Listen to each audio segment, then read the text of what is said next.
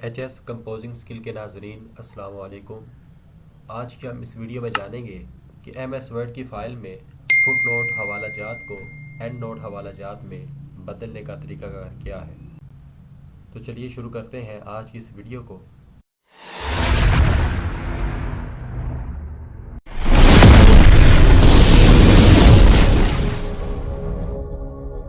अगर हमने इस फाइल में ये लगे हुए फुट नोट हवाला जात को एंड नोट में तब्दील करना है तो उसका तरीकाकार ये है कि रेफरेंस टैब ऑन किया, यहाँ से ये ऑप्शन क्लिक किया तो ये आपके सामने फुट नोट एंड नोट का टेबल शो हो जाएगा।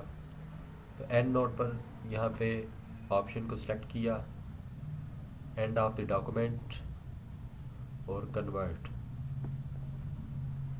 इंसर्ट किया तो आप देख सकते हैं कि हमारे ये फुट नोट्स खुदकार तरीके से एंड नोट बन चुके हैं। उम्मीद है आज की ये वीडियो आपके लिए काफ़ी फ़ायदेमंद रहेगी।